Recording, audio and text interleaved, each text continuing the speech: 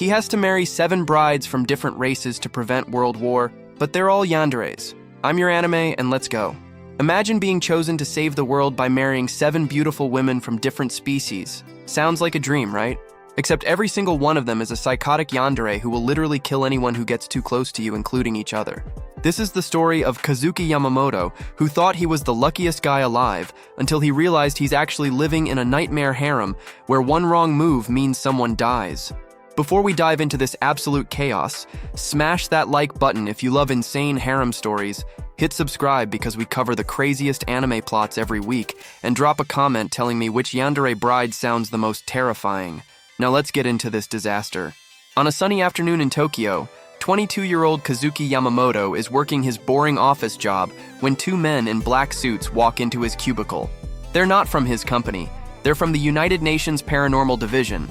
Kazuki has no idea this organization even exists. The lead agent, a stern man named Director Saito, tells Kazuki that he needs to come with them immediately. It's a matter of international security. Kazuki thinks this is a prank. His co-workers are probably filming this for social media, but the agents show him credentials that look extremely official and mention that refusing to cooperate is a criminal offense. Kazuki, being a law-abiding citizen who's never even gotten a parking ticket, reluctantly agrees to go with them. They take him to an unmarked government building in a part of Tokyo he's never been to. Inside, he's led to a conference room where a dozen officials are waiting.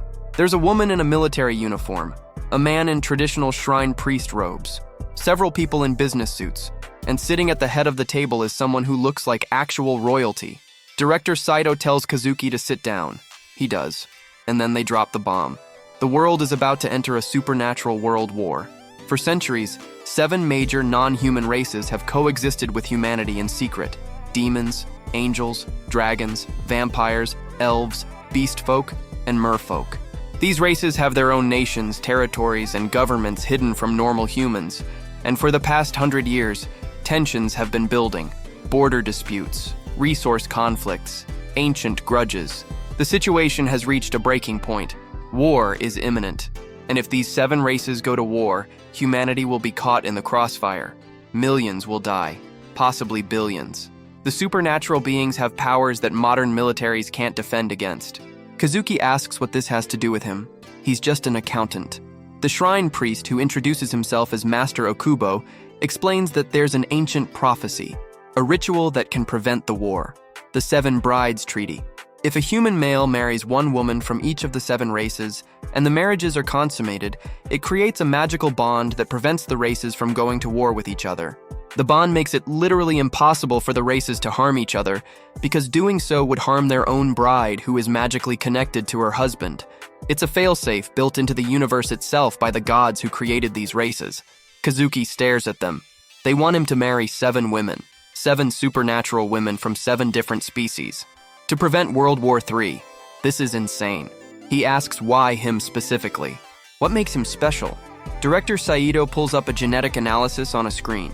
Kazuki has an extremely rare genetic marker, 1 in 10 billion. This marker makes him compatible with all 7 races. Most humans can barely survive physical contact with some of these species. Dragons radiate heat that burns normal people. Vampires have pheromones that drive humans insane. Angels emit holy energy that causes normal humans to have seizures. But Kazuki's genetic makeup makes him immune to these effects. He's the only known human alive who can safely marry all 7 races. There's literally no one else who can do this. The military woman, General Tanaka, tells him that they've already arranged everything. The 7 races have agreed to the treaty. They've each selected a bride. The weddings are scheduled for next month. All 7 ceremonies will happen in 1 week. Then Kazuki will have 6 months to consummate all 7 marriages. If he succeeds, the magical bond activates and war is prevented. If he fails, millions die. No pressure. Kazuki wants to refuse. This is crazy. He doesn't want to marry 7 strangers. He doesn't want this responsibility. But Master Okubo shows him classified footage of what happens when supernatural beings fight. A vampire lord massacring an entire military battalion in seconds. A dragon destroying a city with 1 breath. An angel's wrath wiping out a mountain. If war breaks out, there's no stopping it. Humanity has no defense. Kazuki is the only person who can prevent this. The weight of millions of lives settles on his shoulders. He asks if he has a choice. Director Saito says technically yes. But if he refuses, he'll have to live knowing he condemned the world to apocalypse. Kazuki closes his eyes, takes a deep breath, and agrees. He'll do it. He'll marry 7 women he's never met to save the world. How bad could it be? The answer is very bad. So much worse than he imagined. The officials look relieved. General Tanaka tells him that the brides are arriving tomorrow. He'll meet all 7 at once. They've prepared a mansion for him to live in with his future wives. Government funded, of course. Everything he needs will be provided. He just needs to focus on building relationships with the brides and making sure the marriages work. Master Okubo adds one more thing. The brides don't know each other yet. Each race selected their candidate independently. This is the first time all 7 will be in the same place. He should be prepared for some tension. Supernatural beings don't always get along. Kazuki thinks tension means maybe some awkward conversations or cultural misunderstandings. He has no idea what's actually coming.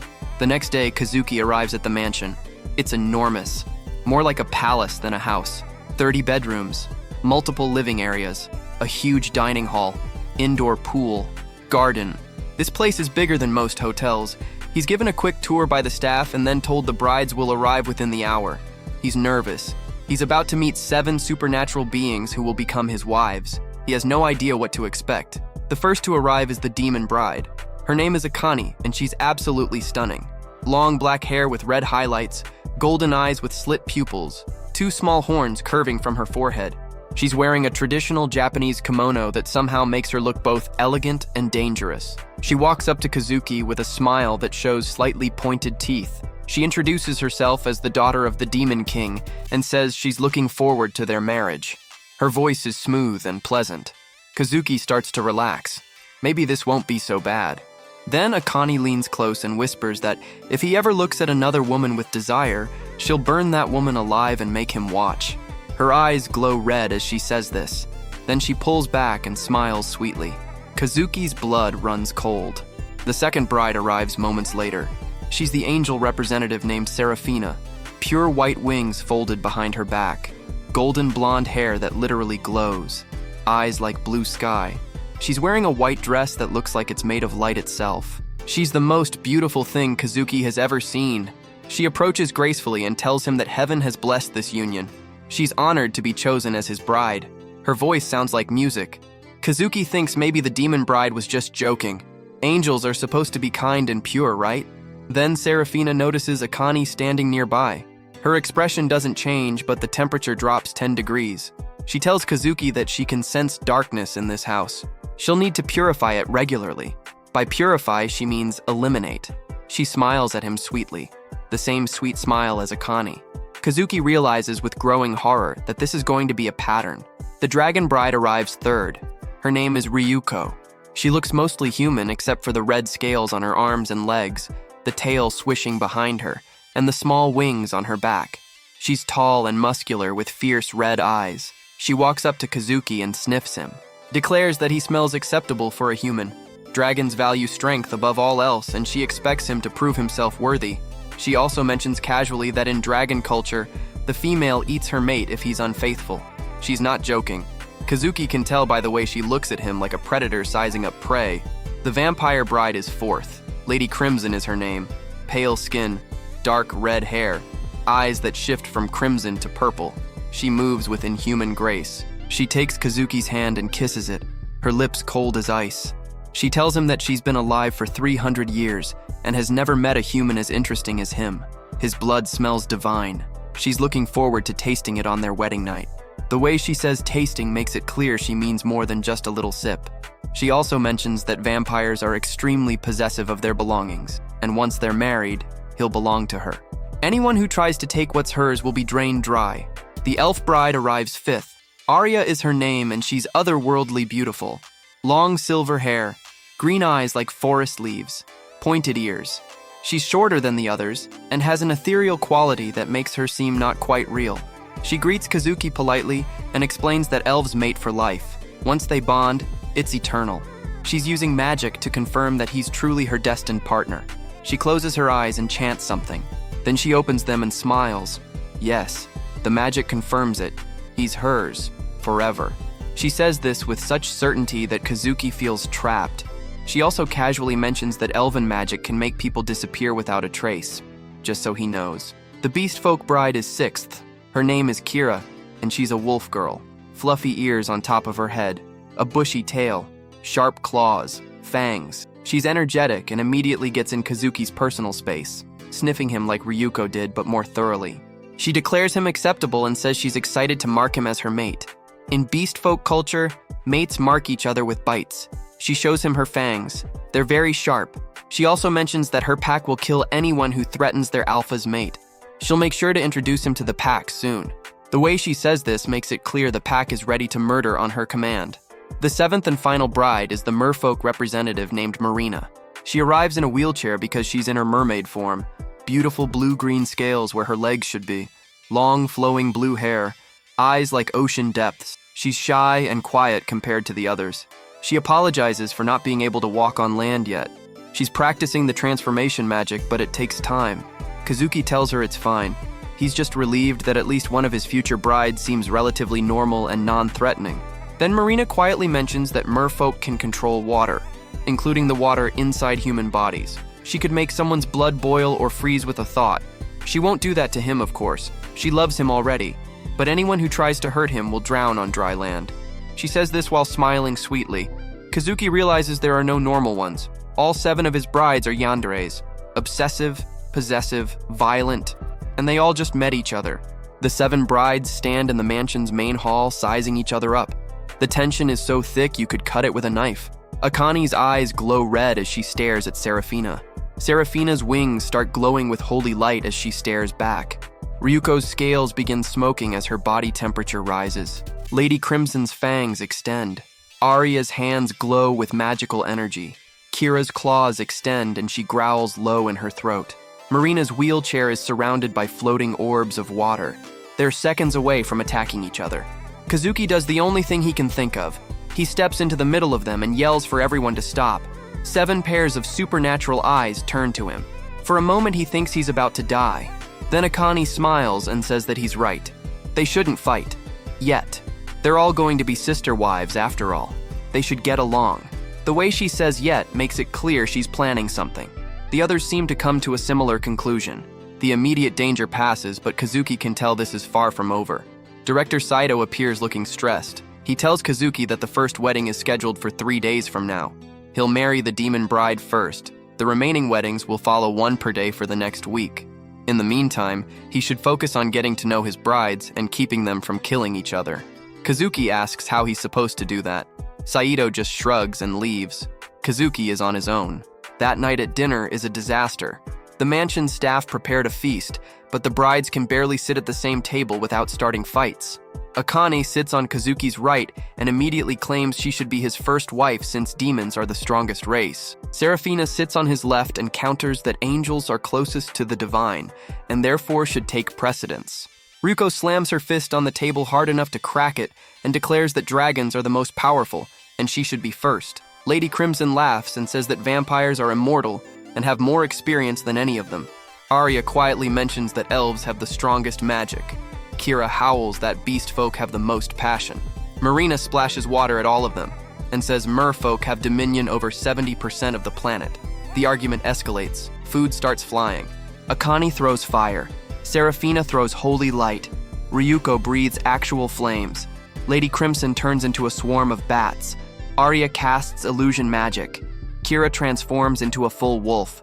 Marina creates a water tornado in the dining hall. Kazuki dives under the table and prays for survival.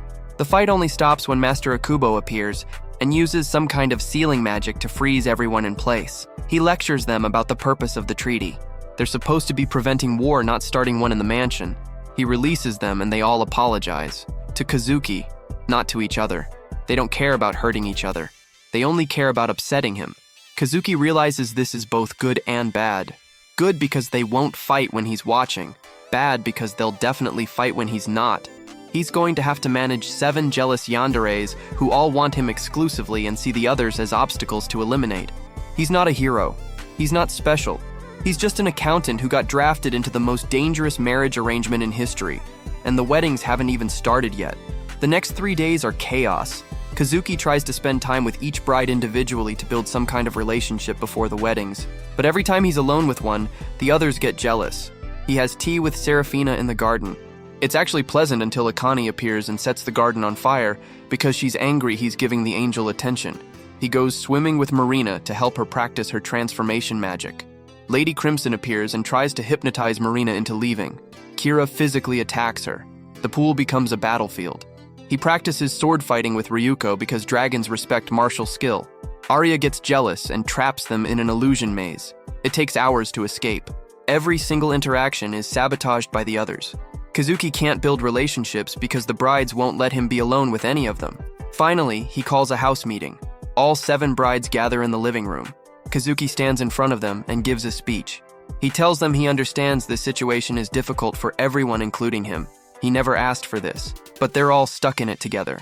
If they want the treaty to work, if they want to prevent war, they need to cooperate. He's willing to try his best to be a good husband to all of them, but they need to stop sabotaging each other. They need to accept that he's going to marry all 7 of them.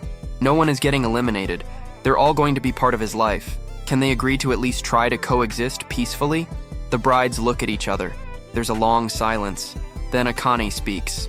She says she'll try. For him. But if any of them cross the line, she's not holding back. The others nod in agreement. It's not a perfect solution, but it's something. Kazuki breathes a sigh of relief. Maybe this can work. Maybe he can actually manage this. Then Serafina asks what he means by cross the line. What's allowed and what's not? Kazuki realizes he needs to set boundaries. Clear rules that all of them have to follow. He thinks for a moment, then starts listing rules. Rule 1, no killing each other. Rule 2, no sabotaging each other's time with him. Rule 3, no fighting in the mansion. Rule 4, no using powers on each other without permission. Rule 5, respect each other's personal space and belongings. Rule 6, all major decisions are made together as a group. Rule 7, if there's a conflict, they come to him instead of solving it violently. The brides listen. Some look annoyed, but they all agree. Mostly because refusing would upset Kazuki, and that's the last thing any of them want. With the rules established, the atmosphere improves slightly. The brides still don't like each other, but they're trying to be civil. For now. If you're enjoying this absolute chaos and want to see how Kazuki survives marrying 7 yanderes, hit that like button and make sure you're subscribed because this story only gets more insane from here. Seriously? Wait until you see what happens at the wedding ceremonies. Let's continue. The first wedding arrives. Kazuki is marrying Akane, the demon bride. The ceremony takes place in the demon realm, a place that looks like a gothic cathedral mixed with a volcano. Everything is black stone and red flames. Hundreds of demons attend dressed in formal attire that looks both elegant and terrifying. The Demon King himself officiates the ceremony. He's a massive figure with horns like a crown and eyes like molten gold. He gives a speech about the historic significance of this union, how it will bring peace between demons and the other races, how Akane is his beloved daughter, and Kazuki better treat her well or face eternal torment. It's less of a wedding speech and more of a death threat. Kazuki sweats through his suit. The vows are traditional, but Akane adds her own at the end. She promises to love Kazuki eternally and exclusively, and to destroy anyone who tries to come between them. She says this while looking directly at the other 6 brides who are attending as guests. They glare back. The tension is palpable. When it's time for the kiss, Akane grabs Kazuki and kisses him aggressively.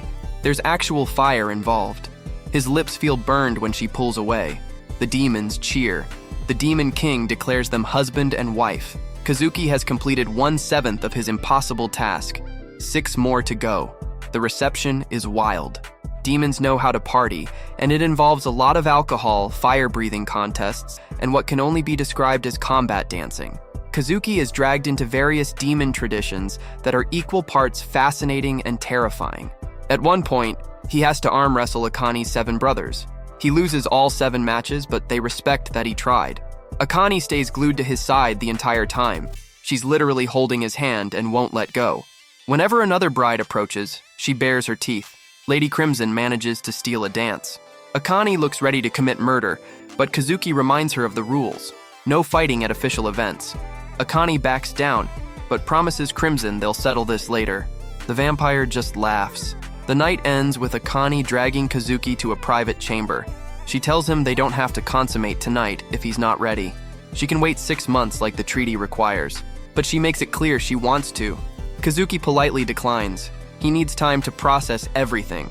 Akane looks disappointed, but agrees. She curls up next to him in the massive demon bed and falls asleep holding him possessively. Kazuki lies awake, wondering how he's going to survive 6 more weddings and 6 more wedding nights. The second wedding is with Seraphina the angel. It takes place in a literal cloud palace floating in the sky. Everything is white and gold and glows with holy light. Angels fill the space with beautiful singing. The atmosphere is serene and heavenly, complete opposite of the demon wedding. The ceremony is overseen by an archangel who looks like living light, shaped vaguely like a person. The vows are about purity and divine love. Seraphina promises to be Kazuki's light in darkness and his salvation in times of trouble. She also promises to smite any evil that threatens him. She's looking at Akane when she says this. Akane flips her off from the audience. Several angels gasp in horror. The kiss is gentle and sweet. No fire this time, but Kazuki feels a strange warmth spread through his body. Holy energy. It feels good, but also overwhelming. When they pull apart, Seraphina is crying tears of joy. She tells him she's blessed to be his wife. The reception is much calmer than the demon party. Classical music, elegant dancing, sophisticated conversation. Kazuki actually relaxes for the first time in days. Then Ryuko challenges an angel to a fight over some perceived insult. The angel accepts because angels have pride too. They're about to throw down in the middle of the Cloud Palace when Kazuki intervenes. He reminds them both of the rules. They back off, but Ryuko promises the angel they'll finish this later. The evening ends with Seraphina showing Kazuki her private chambers in the Cloud Palace. She tells him the same thing Akane did. They can wait to consummate.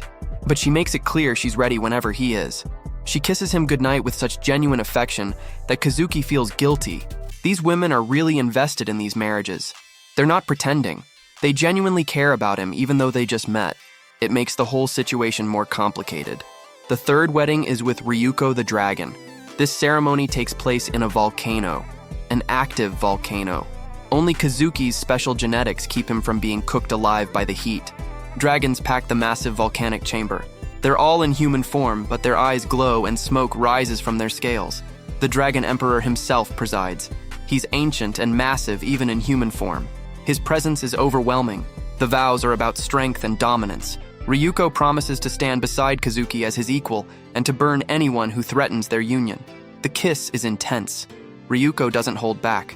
Kazuki feels like his soul is being seared. When they break apart, she looks satisfied. She tells him he passed the test. He didn't pull away or show fear. That's good. Dragons respect courage. The reception is a series of challenges and contests. Strength tests, endurance challenges, combat demonstrations. Kazuki participates in some and watches others. Marina gets into an argument with a dragon over water versus fire superiority.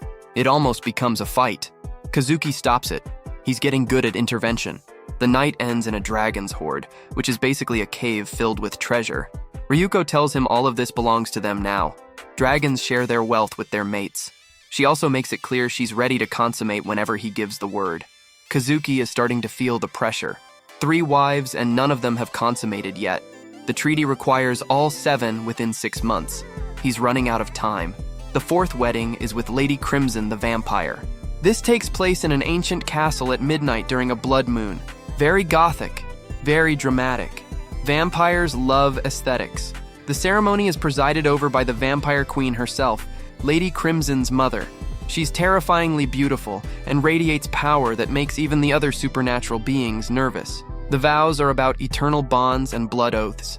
Lady Crimson promises to love Kazuki until the stars burn out and to drain anyone who tries to separate them. When they kiss, Kazuki feels her fangs graze his lip. A tiny drop of blood is drawn. She licks it away with a look of pure ecstasy. She whispers that his blood is divine. She can't wait to taste more. The reception is elegant and dark. Classical music played by a skeleton orchestra, dancing under the blood moon. Vampires are surprisingly good at formal events, but there's an undercurrent of danger. Vampires are predators, and Kazuki can feel them watching him like prey. Only Lady Crimson's presence keeps them from approaching. She makes it clear he's off limits. Anyone who touches him dies. The night ends in Lady Crimson's chamber, which looks like something from a horror romance novel. 4-poster bed with red velvet curtains, candles everywhere. She tells Kazuki she wants to consummate tonight. She's waited long enough. Kazuki hesitates. He's still not ready. Lady Crimson looks hurt, but respects his decision. She bites her own wrist and offers him her blood. Says it will make him stronger, give him some vampire abilities temporarily. He declines. She shrugs and heals the wound instantly. They sleep in separate areas of the massive bed. The fifth wedding is with Arya the elf. This ceremony takes place in an ancient forest where the trees are so tall they touch the clouds. Everything is green and alive. Nature magic fills the air. Elves gather in traditional garments made of leaves and flowers. The elf queen presides. She looks young, but her eyes show centuries of wisdom. The vows are about nature's eternal cycles and magical bonds. Arya promises to bind her soul to Kazuki's through elven magic. She also promises to use said magic to eliminate any threats to their union. The kiss is magical, literally. Kazuki feels power flowing between them, some kind of bond forming. When they separate, Arya smiles and says the bond is set. They're connected now, forever. She can feel his emotions, and he can feel hers. It's intimate in a way that's almost invasive. The reception is beautiful. Elven music that sounds like wind through trees. Dancing that looks like leaves floating in breeze. Food that tastes impossibly perfect because it's all magically enhanced. Kazuki tries elven wine and nearly passes out because it's so strong. Arya catches him and laughs. She tells him he'll build tolerance. The night ends in a treehouse bedroom high in the canopy. Arya tells him she knows he hasn't consummated with any of his wives yet. She can feel his anxiety through their bond. She says she'll wait, but she shows him what they could do. She uses illusion magic to show him possible futures. All of them involve them together. Happy. In love. It's tempting. Kazuki thanks her but says not yet. Arya nods and they sleep side by side. The sixth wedding is with Kira the beast folk. This ceremony takes place in a massive tribal gathering ground. Hundreds of beast folk attend in various animal forms. Wolves, lions, bears, eagles, all kinds. The atmosphere is wild and energetic. The alpha of alphas presides. He's a massive wolf man who looks like he could tear Kazuki apart. He gives a traditional blessing that involves a lot of howling. The vows are about pack bonds and mate marks. Kira promises to protect Kazuki with her life and to hunt down anyone who threatens him. When they kiss, she bites his lip hard enough to draw blood. That's the mate mark. He's officially pack now. Every beast folk in attendance can smell it. He belongs to them. The reception is the wildest party yet. Beast folk know how to celebrate. There's dancing, fighting, hunting, eating, all happening simultaneously. Kazuki gets pulled into a hunt. They're chasing wild boar through the forest. It's terrifying and exhilarating. He doesn't catch anything, but the pack respects his effort. Kira stays close the entire time. She's proud of her mate. The night ends in a den that's surprisingly cozy. Kira tells him she smells that he hasn't mated with any of his wives yet. She asks why. Kazuki admits he's overwhelmed. 7 wives is a lot. Kira says that in beast folk culture, it's normal to have multiple partners. He just needs to embrace it. Stop thinking like a human. Start thinking like pack. She offers to help him relax. Kazuki declines. Kira whines but accepts. They curl up together in the den, she in wolf form, him just trying not to get crushed by Fluffy Wolf. The 7th and final wedding is with Marina the merfolk. This ceremony takes place underwater in a city made of coral and pearls. Kazuki can breathe underwater thanks to magic that Marina cast on him. It's the most surreal experience yet. Merfolk swim through the ceremony space in brilliant colors. The Sea King presides. He's massive even for a merman. His tail is longer than a bus. The vows are about ocean's depth and tide's persistence. Marina promises to be Kazuki's anchor and to drown anyone who tries to harm him. The kiss is underwater, which is weird, but also beautiful. Bubbles everywhere. Marina's tail wraps around him. It feels like being embraced by the ocean itself. The reception is unlike anything on land. They eat foods Kazuki can't identify, dance in ways that only make sense underwater. Marina introduces him to her family. Hundreds of merfolk siblings and cousins. They're all friendly, but there's an undercurrent of danger. Merfolk are territorial, and he's marrying into the royal family. He's under their protection, but also their scrutiny. The night ends in Marina's underwater palace chamber. She tells him she knows he's scared. She can feel it. But she also knows he's a good person trying his best. She'll wait as long as he needs. She transforms into her human form for the first time. It takes a lot of magic and effort, but she does it for him. She wants to be able to walk beside him on land. Kazuki is touched by the gesture. They fall asleep in a bed surrounded by gentle currents and glowing jellyfish. Real quick, before we get to the absolute chaos that follows, if this story has you hooked, drop a like and subscribe because we cover insane harem stories every single week. Also, comment below which bride you think is the most dangerous. I'm genuinely curious what you think. Now let's get back to the disaster. Kazuki is now officially married to all 7 brides. The weddings are complete, but he has 6 months to consummate all 7 marriages or the treaty fails, and he hasn't consummated any of them yet. The pressure is mounting. The brides are getting impatient. They're all living together in the mansion now. 7 jealous yanderes under one roof with one overwhelmed human. The first few weeks are tense but manageable.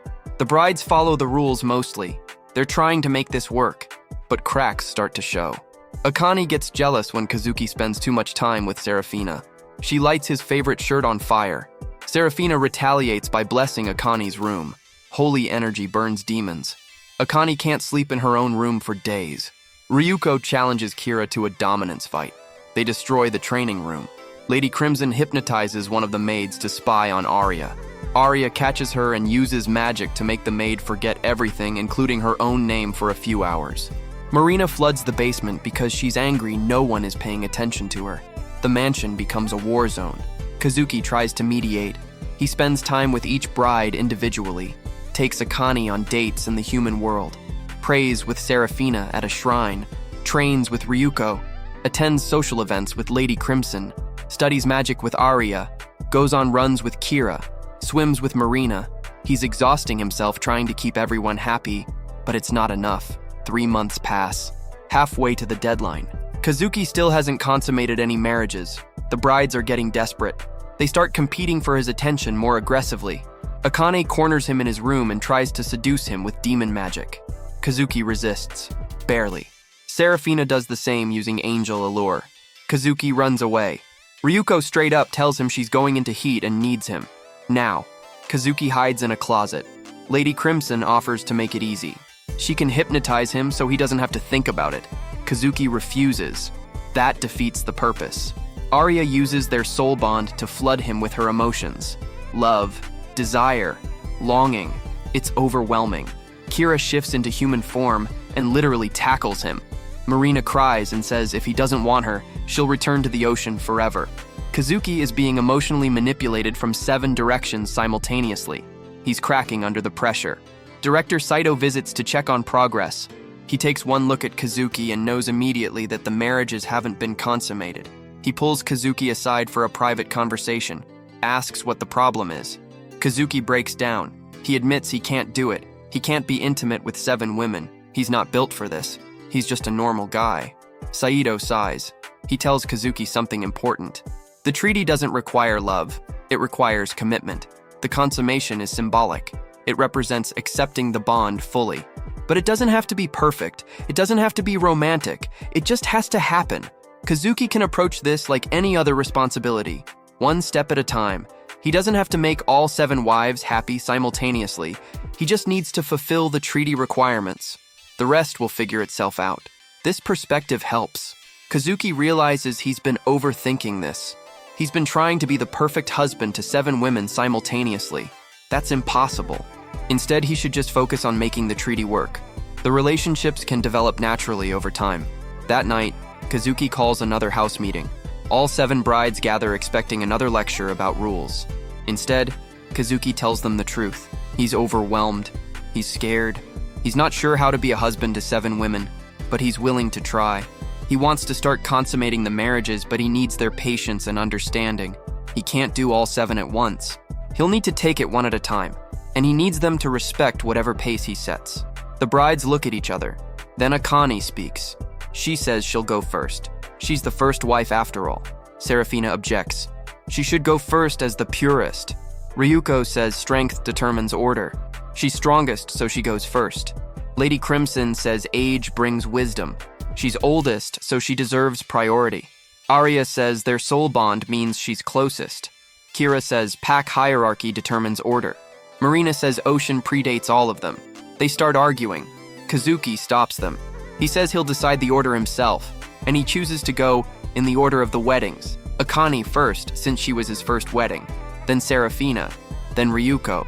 then Lady Crimson, then Arya, then Kira, then Marina, 1 per week.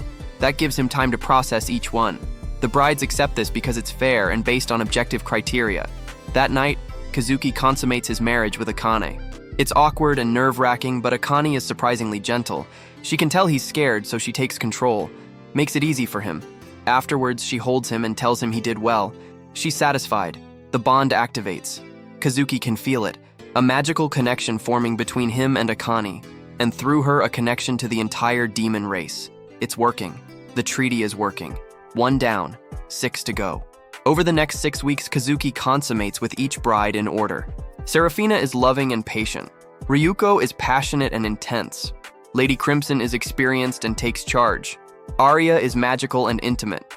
Kira is wild and instinctive. Marina is gentle and emotional. Each experience is different. Each bond feels unique. By the time he finishes with all 7, Kazuki can feel 7 distinct connections, 7 bonds linking him to 7 races. The magic spreads through him like roots growing.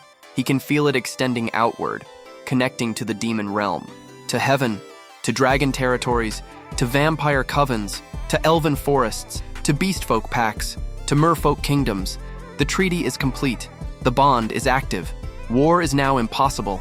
Any attack by one race against another would harm their own bride through the magical connection. The treaty has literally made peace mandatory. Director Saito confirms it. The supernatural monitoring equipment shows the bonds are stable and strong. The world is safe. Kazuki succeeded. He saved millions of lives by marrying 7 yanderes and somehow surviving. But the story doesn't end there. Now Kazuki has to actually live with his 7 yandere wives. Forever. The bond is permanent. There's no divorce in this treaty. He's stuck with them and they're stuck with him. The first year is rough. The brides fight constantly. They sabotage each other. They compete for every scrap of Kazuki's attention. He has to intervene in conflicts daily, sometimes multiple times per day. But slowly things improve. The brides start to understand each other. Akane and Seraphina develop a grudging respect. They're opposites, but they're both fiercely protective of Kazuki. Ryuko and Kira become sparring partners. They fight for fun now instead of anger. Lady Crimson and Arya bond over their long lifespans. They're both ancient beings who understand patience. Marina becomes the mediator. She's the most emotionally intelligent and helps resolve conflicts. The 7 brides form a dysfunctional but functional family. They still don't fully get along. They still compete for Kazuki's attention, but they stop actively trying to kill each other. That's progress. Kazuki adapts too. He learns to manage his time between 7 wives. Monday is Akane Day. Tuesday is Seraphina Day. Wednesday is Ryuko Day. Thursday is Lady Crimson Day. Friday is Arya Day. Saturday is Kira Day. Sunday is Marina Day. He spends 1 day per week focused entirely on each wife, and evenings are group time where all 7 gather. It's chaotic, but it works. 2 years after the weddings, something unexpected happens. Akane is pregnant. Kazuki is going to be a father. The news sends shockwaves through the mansion. The other brides are jealous. Why does Akane get to have his child first? But they're also excited. A baby means the bond is producing results. Half-demon, half-human children are extremely rare and powerful. When Akane gives birth to a daughter, all 7 wives become protective aunts. Even the ones who don't like Akane adore the baby. Over the next 5 years, all 7 wives have children. Kazuki becomes father to 10 children, 3 sons and 7 daughters. Each child is half human and half their mother's race. They're all unique and powerful. The mansion becomes even more chaotic with kids running around, but it's a happy chaos. Kazuki watches his children play together. Demon child and angel child, dragon child and vampire child, elf child and beast folk child, merfolk child swimming in the pool with all her siblings. These children represent the future, a generation that's connected to all races. They grow up seeing their aunts from different species, learning that differences don't mean conflict. The treaty isn't just preventing war, it's creating a new kind of peace, a family that spans all 7 races. Kazuki realizes this was the real purpose of the treaty all along, not just to prevent war through magical bonds, but to create connections between races, to make peace personal instead of political. His children will grow up and have children of their own, and those children will spread across the world, connecting more races, creating more bonds. In a few generations, the supernatural world will be so interconnected that war becomes unthinkable, not because of magic, but because of family. 10 years after the weddings, Kazuki reflects on his life. He went from boring office worker to husband of 7 supernatural wives, father to 10 magical children, linchpin of international peace. His life is insane, exhausting, overwhelming, but also fulfilling. He loves his wives, all 7 of them, even though they're yanderes who would kill for him. Maybe because of that, they're loyal, devoted, protective. They've never betrayed him or lost faith in him, and his children are amazing, each one special in their own way. The mansion is loud and chaotic, but it's home. Director Saito visits on the 10-year anniversary. He congratulates Kazuki on making the treaty work. He admits he didn't think it was possible. 7 yanderes should have torn each other apart, but Kazuki managed to create harmony from chaos. He's a hero even if the world will never know. The supernatural races honor Kazuki at a special ceremony. Representatives from all 7 races gather to thank him. The Demon King names him Honorary Demon Prince. The Archangel blesses him as Champion of Heaven. The Dragon Emperor grants him a title in Dragon Tongue that translates to Flame that bridges skies. The Vampire Queen makes him a Vampire Lord without the Vampire Curse. The Elf Queen bonds him to the Ancient Forest. The Alpha of Alphas declares him Pack Leader of the Grand Pack. The Sea King gives him dominion over safe passage through all waters. Kazuki has become more than human. He's a bridge between worlds, and his wives are there supporting him. Akane holds one hand, Seraphina holds the other. Ryuko stands behind him with hand on his shoulder.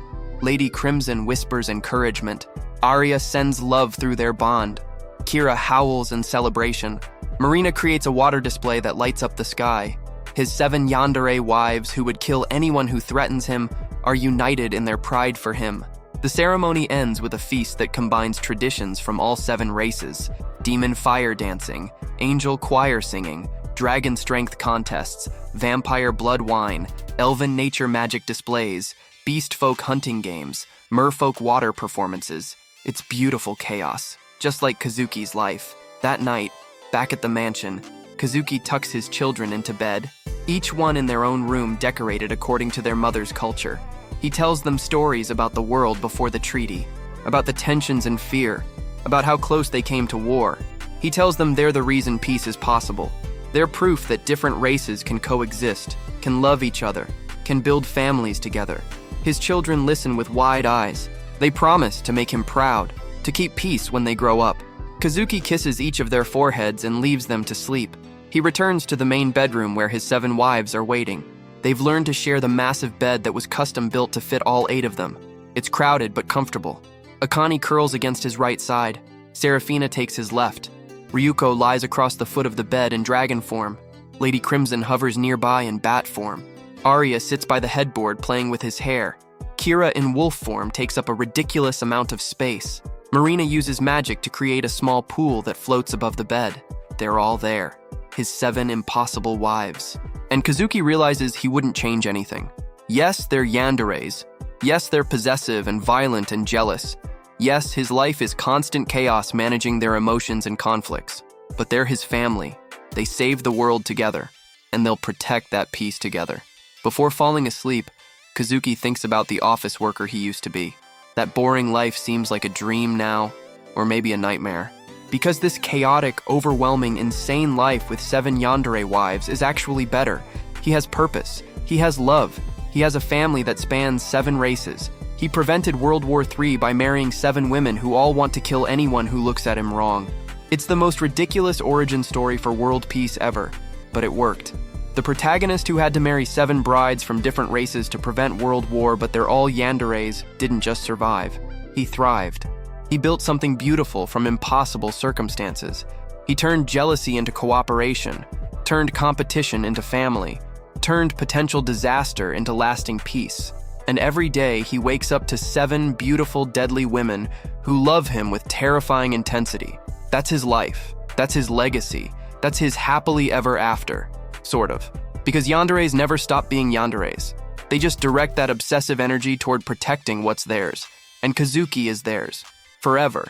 The treaty is eternal. The bonds are permanent. His 7 yandere wives will love him and threaten anyone who approaches him for the rest of his life. He's the most protected man in the world, and the most exhausted. But as he drifts off to sleep surrounded by his wives in their various forms, human and otherwise, Kazuki smiles. Because at the end of the day, he saved the world. And all it cost him was his peaceful, boring life. Fair trade. The years continue to pass, and Kazuki's family grows not just in number but in influence. His children are teenagers now, and they're remarkable. Each one has inherited traits from both their human father and supernatural mother. Akira, his eldest daughter with Akane, has demon powers but also her father's sense of justice. She wants to become a diplomat, using her abilities to continue her father's peace work. Kazuki is incredibly proud. Hikari, his daughter with Seraphina, has angel wings and holy powers but also loves video games and junk food. She's hilariously normal despite being half celestial being. She wants to be a teacher, helping human and supernatural children learn together. Kaida, his son with Ryuko, is massive for his age and can breathe fire, but he's also incredibly gentle with smaller creatures. He wants to be a veterinarian specializing in magical beasts. Crimson, his daughter with Lady Crimson, yes, she insisted on naming their child after herself, is a dhampir with vampire powers but none of the weaknesses. She can walk in sunlight and doesn't need blood to survive, though she likes the taste. She's studying medicine, wanting to help both humans and vampires. Sylvan, his son with Arya, has pointed ears and can use nature magic. He's quiet and thoughtful, spending hours in the garden talking to plants. He wants to be an environmental scientist.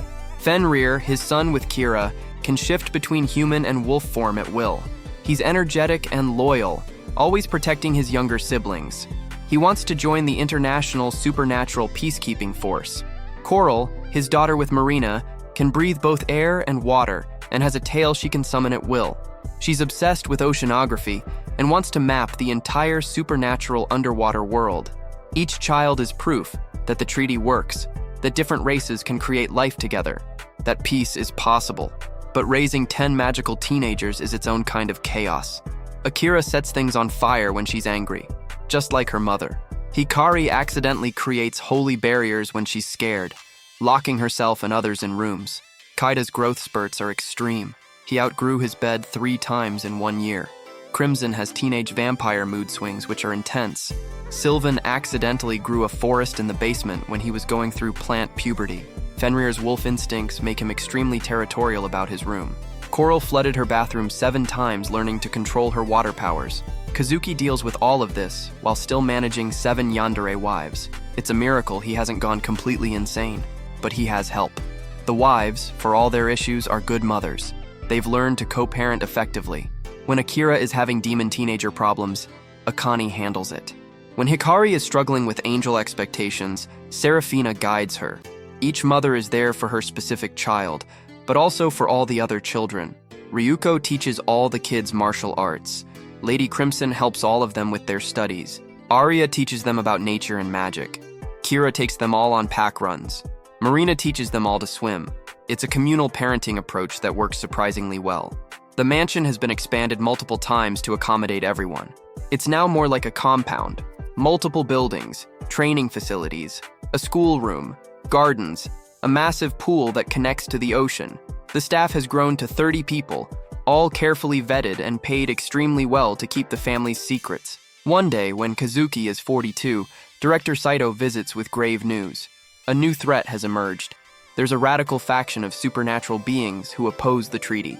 They believe that the races shouldn't mix, that Kazuki's marriage and children are an abomination.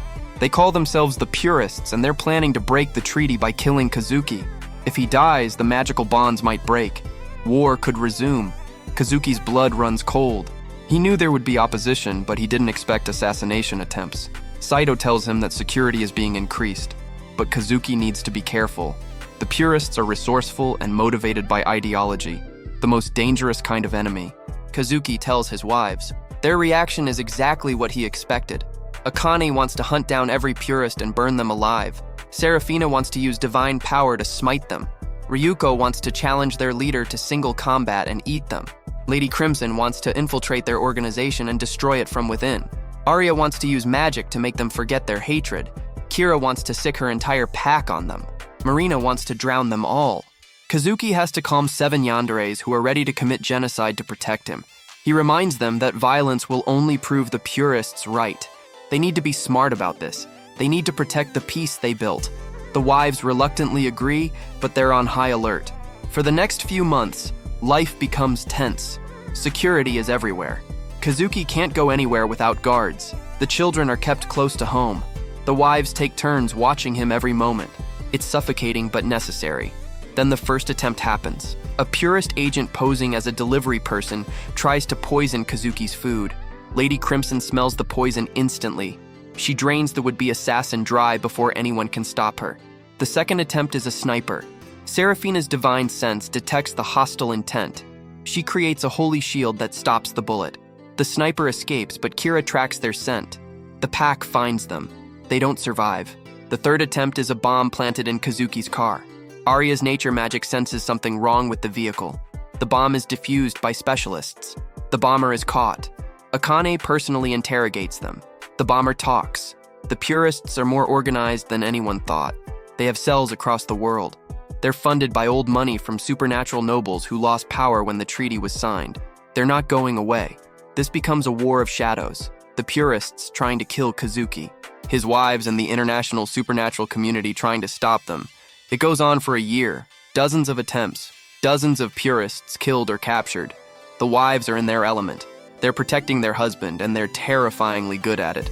No one gets close to Kazuki. No attempt succeeds, but the constant threat wears on everyone. The children are scared.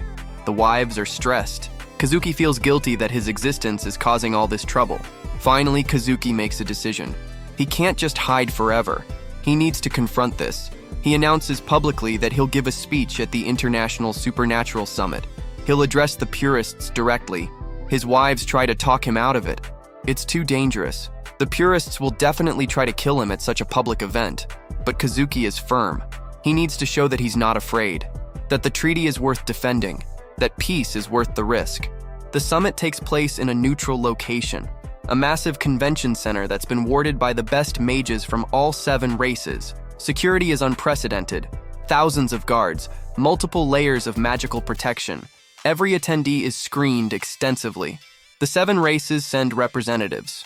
World leaders attend. Media covers it globally, though the human public thinks it's just a regular international conference. They don't know about the supernatural element. Kazuki takes the stage with his 7 wives standing behind him. The image is powerful. One human man flanked by 7 supernatural beings from 7 different races. He speaks for an hour. He talks about the past, about how close the world came to war, about the fear and hatred that nearly destroyed everything. He talks about the present, about the peace they've built, about his family, about his children who represent hope for the future. He talks about the purists. He addresses them directly. He says he understands their fear. Change is scary. The idea of races mixing challenges ancient traditions. But fear and tradition aren't worth dying for. Peace is worth living for. He invites any purist who wants to talk to come forward. He'll listen. He'll try to understand. He won't judge.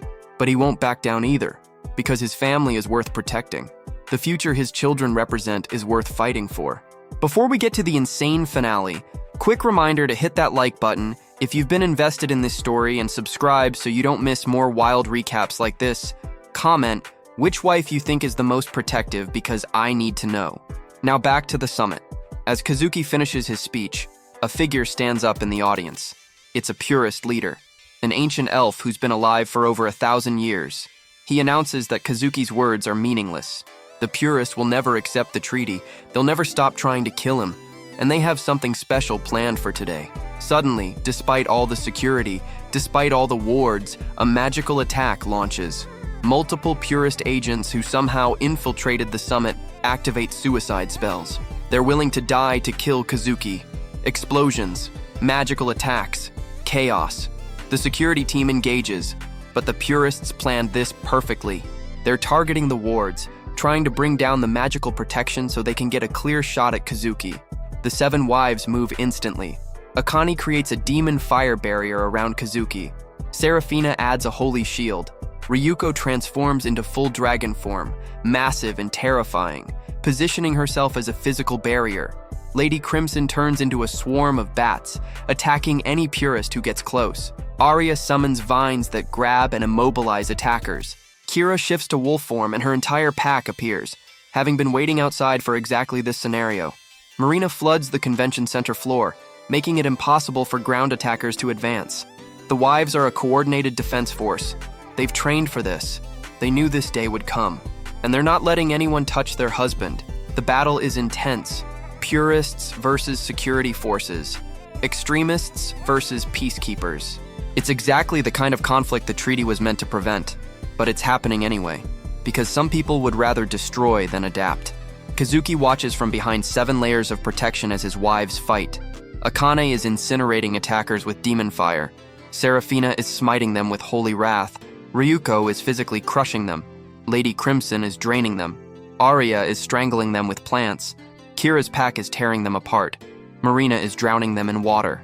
His yandere wives are terrifying in combat. They're not holding back. Anyone who threatens Kazuki dies. No mercy, no hesitation, just absolute lethal protection. The purist forces are decimated within minutes. The suicide spells fail because the wives' combined defenses are too strong. The ancient elf leader tries to escape, but Akane catches him. She drags him in front of Kazuki and asks if she should kill him. Kazuki looks at the ancient being who wanted him dead. He could say yes. No one would blame him. This elf tried to murder him, but Kazuki says no. He tells Akane to let the elf go. Everyone is shocked. The elf most of all. He asks why. Kazuki says because killing him won't change his mind. It won't change any purist's mind. It will just prove that they're right to fear the treaty. Instead, Kazuki offers the elf something else. A chance to see. He invites the elf to live with his family for 1 month, to see how the treaty actually works. To meet his children and see that mixed race beings aren't monsters. To understand that peace isn't betrayal of tradition, but evolution of it. The elf stares at him, then laughs bitterly, says Kazuki is naive, but he accepts, because he's curious, and because refusing would mean admitting fear. For the next month, the ancient elf lives in Kazuki's mansion. He watches the daily chaos of 7 wives and 10 children. He sees the arguments and the love. He meets each child individually, talks to them about their hopes and dreams. He watches Akira use her demon powers to help settle a dispute between 2 supernatural beings. He sees Hikari teach angel magic to human students. He observes Kaida gently healing an injured dragon. He notes Crimson using her vampire abilities to save a dying patient. He watches Sylvan grow food for a poor community. He sees Fenrir protect a lost child. He observes Coral discover a new underwater species. By the end of the month, the ancient elf is quiet and thoughtful. He tells Kazuki that he still doesn't fully accept the treaty. His traditions and beliefs are too deeply ingrained, but he admits that Kazuki's family isn't what he expected. The children are remarkable. The wives, despite being from different races, work together effectively. The peace is real, not just political theater. He can't support the purists anymore. He won't actively help the treaty, but he won't oppose it either. It's not full acceptance, but it's progress. The elf leaves and uses his influence to convince other purists to stand down. Not all of them. Some fanatics continue, but the organization loses most of its support. The threat diminishes. Life slowly returns to normal. Or as normal as it gets for a man with 7 yandere wives. The children grow up. Akira becomes a diplomat like she wanted. She's the first mixed race being to hold an official position in the demon government. Hikari opens a school that teaches both human and supernatural children together. Kaida establishes a sanctuary for magical beasts. Crimson discovers a treatment that helps vampires control their bloodlust. Sylvan leads environmental restoration projects across the world. Fenrir joins the peacekeeping force and becomes known for his fairness. Coral maps the supernatural underwater world and discovers dozens of new species. Each of Kazuki's children becomes a leader in their own right. They're proof that the treaty isn't just political convenience, it's the future. More mixed race relationships form. More children are born. The next generation is even more interconnected than the first. Kazuki watches it all with pride. He's 50 now and starting to feel his age. Humans age faster than supernatural beings. His wives are all immortal or near immortal. They'll outlive him by centuries or millennia. It's something they don't talk about, but it's there. The inevitable end. One night, Kazuki sits with his 7 wives on the mansion's roof watching the stars. He tells them he's been thinking about the future, about what happens when he dies. They immediately protest. He's not dying anytime soon. He's healthy. He has the best medical care. But Kazuki is realistic. He's human. He'll die eventually. Probably in 20 or 30 years if he's lucky. They'll be left behind. Akane says she'll follow him. She'll die too. The others agree. If he dies, they die with him. They're yanderes. They can't exist without him. Kazuki tells them absolutely not. Their children need them. The world needs them. They have to promise him they'll keep living, keep protecting the peace, keep being mothers and leaders, Akane argues. Says it's not fair that he gets to die and leave them behind. Kazuki agrees it's not fair. But life isn't fair. They knew this going in. He's human. They're not. This was always going to be temporary for him and eternal for them. But that doesn't make it meaningless. These 50 years with them have been the best of his life, and when he's gone, they'll have each other. 7 wives who understand what it's like to love him, who can support each other through grief, who can keep his legacy alive through their children and grandchildren. The wives are crying, even Ryuko, who never cries, even Lady Crimson, who's seen countless deaths. They're facing the reality they've been avoiding. Their husband will die, and they'll have to keep living. Kazuki makes them promise, each one individually, that they'll keep living after he's gone, that they'll take care of each other, that they'll protect the peace. One by one, they promise, because they love him, and if he asks them to keep living, they'll do it, even though it will hurt, even though they're yanderes who want to follow him into death. They'll endure eternity without him because he asked them to. It's the most painful promise they've ever made. But they make it. Years pass. Kazuki reaches 60, then 70. He's aging well for a human who's been under constant stress for decades. His children are adults with children of their own. He's a grandfather multiple times over. The mansion is full of grandchildren. Half-demon babies breathing tiny flames, quarter angel children with small wing buds, dragon grandkids with scales and attitude, vampire dampiers with cute fangs, elf hybrids with magic potential, beast folk pups who howl at the moon, merfolk babies who need special pools. It's chaotic and beautiful. Kazuki's wives are still youthful and beautiful. Immortality means they haven't aged a day. But Kazuki is old now. Gray hair, wrinkles, moving slower. He needs a cane sometimes. The contrast is stark. This ancient supernatural beings and their elderly human husband. But they love him just as much as they did 50 years ago. Maybe more. Because they've built a life together. They've raised children. They've faced threats. They've created something that will outlast them all. At 75, Kazuki's health declines. Nothing dramatic. Just the slow fate of an old human. He's tired. Ready. He gathers his 7 wives one last time. Thanks them for 53 years of marriage. For putting up with him. For protecting him. For loving him despite all his flaws. He tells them he's proud of what they built together. The wives are devastated. But they keep their promise. They don't try to follow him. They stay strong for him in his final days. Each wife gets private time to say goodbye. Akane holds his hand and tells him she'll keep his fire burning in her heart forever. Serafina prays with him and promises to watch over their family from heaven's perspective.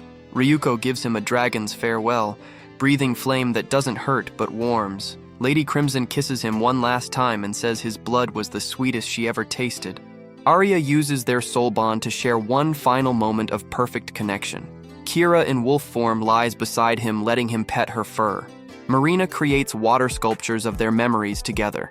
Kazuki dies peacefully surrounded by 7 immortal beings who will mourn him forever. The 7 wives keep their promise. They don't die with him. They keep living. It's the hardest thing they've ever done. Harder than any battle.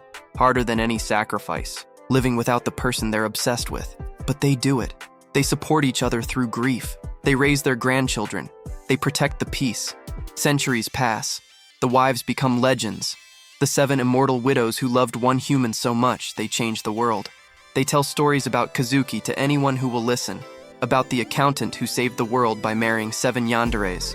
About the man who turned impossible circumstances into lasting peace. New generations grow up hearing these stories. Kazuki becomes a mythical figure. The peacekeeper. The bridge builder. The father of the new age. His children and grandchildren and great-grandchildren spread across the world, mixing races, creating bonds, building on the foundation he laid. The 7 wives watch it all, together, supporting each other through eternal life without the person they love most. They never remarry, never take other lovers. Yanderes are loyal even in death. They remain devoted to Kazuki's memory, protecting his legacy, continuing his work, making sure the peace he died to protect never falters. 1,000 years after Kazuki's death, the supernatural world is completely integrated. The 7 races live together openly. War is a distant memory. Mixed-race beings are the majority. The old pure bloodlines are rare and considered quaint. Everything changed because one man agreed to marry 7 women. Because 7 yanderes decided to make it work despite wanting to kill each other. Because a family proved that peace is possible when you commit to it. The 7 wives still live in the mansion. It's a historical site now. They maintain it exactly as it was when Kazuki was alive. They give tours to students studying history. They tell stories about what life was like before the treaty, about the chaos and the love and the impossible family they built. Visitors often ask if they regret it. Regret loving someone who died millennia ago. The wives always answer the same way. No, not for a second. Because those 53 years with Kazuki were worth an eternity of loneliness. Because the world they created together is worth every moment of grief. Because love, even yandere love, is stronger than death. The 7 immortal widows who will love one mortal man forever. That's their story. That's their choice. That's their eternal devotion. The protagonist who had to marry 7 brides from different races to prevent world war, but they're all yanderes, created something beautiful from chaos. He proved that love can overcome obsession, that family can transcend species, that peace is possible when you commit everything to it. His story doesn't end with his death. It continues in every mixed-race child born, in every peaceful interaction between races, in every moment of unity that would have been war before the treaty. Kazuki Yamamoto lived 75 years, but his impact will last forever, because 7 yanderes loved him enough to keep living when all they wanted was to die with him. And in that sacrifice, they honored him more than death ever could. That's how you prevent world war. That's how you change everything. That's how one ordinary man married 7 extraordinary women and saved the world. By making impossible love work. By turning yandere obsession into protective devotion. By building a family that became the foundation for eternal peace. The 7 brides are still alive, still protecting, still remembering, still loving the human who chose them and made them choose each other, forever. And so, the legend lives on. In every school across the supernatural world, children learn about the Treaty of 7 Brides. They learn about Kazuki Yamamoto, who married 7 women to save millions. They learn about the 7 wives who loved him so completely that they're still protecting his dream thousands of years later. They learn that peace requires sacrifice, that love transcends species, that family is stronger than war. The story is told in demon schools where children practice fire magic, in angel academies where students learn holy arts, in dragon nests where younglings are taught strength, in vampire covens where dhampirs study, in elven groves where nature magic flourishes, in beastfolk packs where wolf pups learn to howl, in merfolk cities where children swim between coral towers. Every race tells the story. Every culture remembers. Because Kazuki's choice echoes through eternity. His courage inspires. His sacrifice matters. His love changed everything. The 7 wives ensure the story never fades. They speak at schools. They appear at ceremonies. They remind each generation what was sacrificed for peace, and they wait, because yanderes never stop loving, even after 1,000 years, even after 10,000.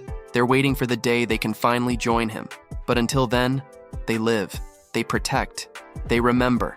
7 immortal beings bound by love to one mortal man who saved the world by agreeing to marry them. That's the power of commitment. That's the strength of love. That's how you prevent world war. One impossible marriage at a time.